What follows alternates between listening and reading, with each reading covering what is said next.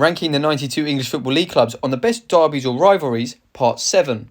32 Swindon Town versus Reading. Swindon Town naturally have another club that they are focused on a bit more, and I often hear that there isn't actually a shared animosity between these two clubs. However, I am finding that Swindon Town fans consistently say this about a lot of different clubs. Gillingham, Bristol Rovers, and Reading included. Whilst not the most intense rivalry in the area, there is definitely something between these two clubs. 31 Leeds United versus Sheffield Wednesday. For me, this is the second best Yorkshire derby. This was most intense during the 90s when both clubs were in the Premier League, and reflects the history of two of Yorkshire's biggest cities. Number 30 is Chelsea versus Fulham. This is a West London rivalry that's lasted for over a century. I think it would be unfair to put it higher up in the list, purely due to the nature of Chelsea's success compared to Fulham's.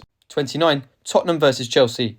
In terms of success, this is a rivalry that's a little bit closer, just a little bit, and was certainly amplified and proven of its worth in 2016 when Chelsea beat Spurs to hand Leicester City the title.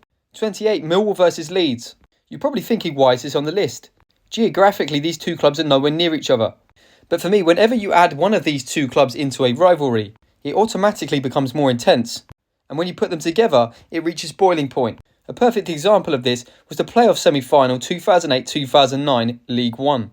Millwall Leeds fans, tell the stories. 27 Bolton versus Wigan. Officially, this is labelled as the most competitive derby in the Football League. In terms of win success when the teams play each other, there isn't much to separate them. However, in April, Bolton beat Wigan for the first time in a decade. 26 QPR versus Chelsea. Chelsea have had quite a few combinations in this tier list, and for me, this is the most underrated one.